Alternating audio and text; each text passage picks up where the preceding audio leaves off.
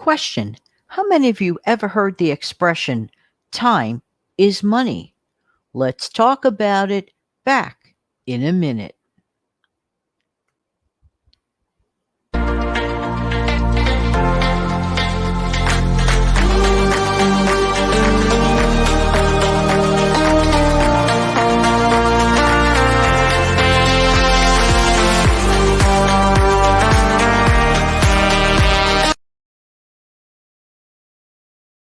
Jan from New York City. My channel name is Jan from New York City Saves Money.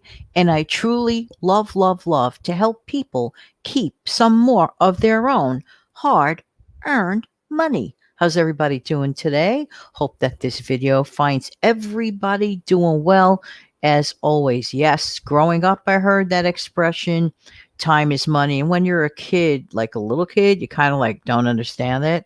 But then as you get older, you recognize that, well, put it this way, when we waste time, we are wasting the potential of earning more money. Hello, whether it's in an active way or in a passive way, if we don't concentrate our efforts and just spend a lot of time wasting time, that's never a good thing to do. And once you lose time, you never get it back. So it's one of the most precious commodities ever. All right. I want to talk to you today about kind of like a silly way to save money. Now, years ago, as you know, I had that favorite classic TV show that I used to like to watch. Remember Hazel? We went over that pretty much on an audio show. There was an episode of which, for example, if the little boy Harold said a bad word, he had to take money from his allowance. He took usually, I think it was a quarter was the increment at that time. Well, a quarter was pretty much like what a dollar is today back then. So, hey, if Harold said a naughty word, a bad word, a cuss word, well, a quarter had to go right into a piggy bank or a box or wherever he put it. And it was a great thing because it taught like consequences to your actions, accountability, all this good stuff, kids, may need to learn, for example, even some grown-ups too. Just saying, just saying. Now, what does all this have to do with this video? You're probably saying, Jan, get right to the point. Well, I had to mention this so you have an understanding. It occurred to me. I remember years and years ago, this is a true story. Many years ago, we're talking like probably in the 1940s. I wasn't born yet, so I had a ways to go yet. But I heard this story from my own mom. Because back in the old days, let's say in like a semi-large building, let's say in the city, not everyone had a home telephone in their apartment. No, no, no, no. But I understood that my grandma's apartment, because my grandmother was a very generous person, very kind, generous person. And not everybody had a telephone in their apartment. So her apartment was like the go-to place for people to make phone calls. Okay. And back then, when you made a call, you had to pay per call. You had to pay, for example, if your call was a lengthy call, that means it was more money. If it was a long distance call, that means it was more money. It was a local call, it had its own separate rates. How many of you watching out there remember such a thing that the rates were, very defined? In fact, I think they used to call them message units back in the 70s. So thankfully, flat rated plans came out. And this is before the advent of cell phones. Okay. This is before the advent of smartphones. Gosh, I'm getting older. I remember all this stuff. But what does all this, again, have to do with saving? It occurred to me because my grandmother was on like telephone from neighbors use overload. It was starting to become a little bit of a financial burden to, good old grandma. So grandma had to start maybe considering charging people a little bit. Not that she charged them.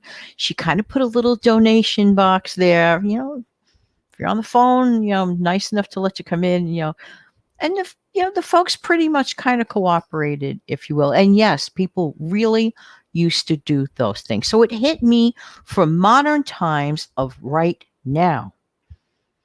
how many of us, all of us, maybe spend a little too much fun time on the phone when we could really be learning how, either through a video or go to, I don't know, a webinar, or just like physically go somewhere and like look for a job, like physically with your eyes, look for a job, or figure out ways to create so you could sell a product or create a service based business. If we spend so much time, like idle time, I'm not talking about a business call. Okay, a business call is related to business, and you might throw in a joke or two, but that could be a little, sometimes there could be a little bit of imbalance in that too. So you have to check that.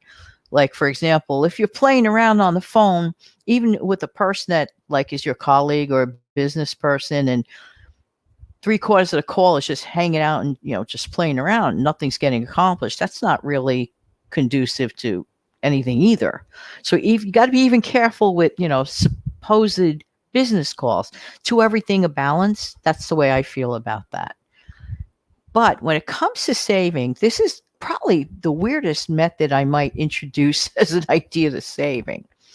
If you find yourself that you goofed off too much on the phone, when the truth be told, you could have applied your effort to every time, like, oh yeah, tomorrow I'll look for that job. Tomorrow I'll consider that business idea. I really meant to do that video, but sometimes just hanging out on the phone can really take up a huge chunk of your time. So remember Harold in the beginning of this show that I mentioned on Hazel? If Harold made a mistake and said, a cuss word, and it's just something, rude or whatever, he had to pay a quarter to his piggy bank. And I never forgot that episode, actually. And I'm thinking, well, maybe, just maybe, consider this. The consequences of goofing off on the phone all day, and then at the end of the day, you didn't really get much done. Maybe you could create your own consequence. Instead of a quarter, make it $1. And once you start feeling the pain of that coming out of your wallet and going into that, and you're not to use that, by the way.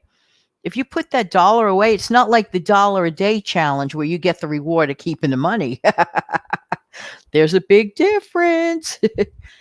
In this case, you're going to, it's not a punishment. You're going to end up doing a kind act. You could consider donating it to charity, or, something else, or someone needs help, whatever.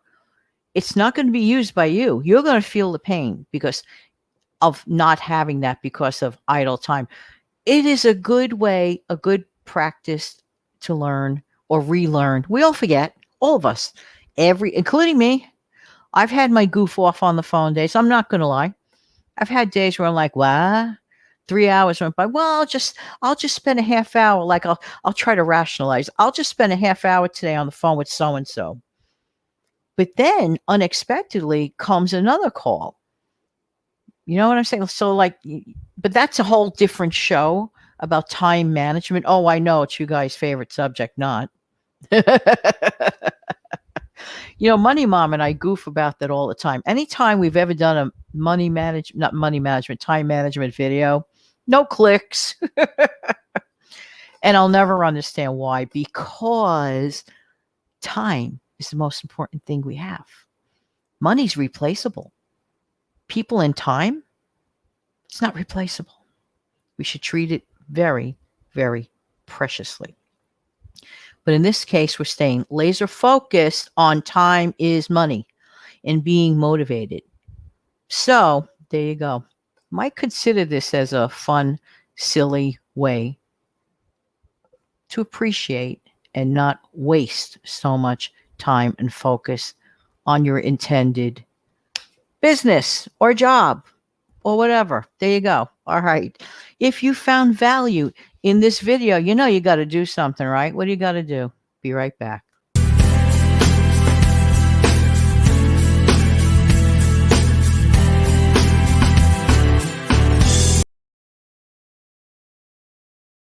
Have an amazing, fantastic day. Take good care now. Bye bye.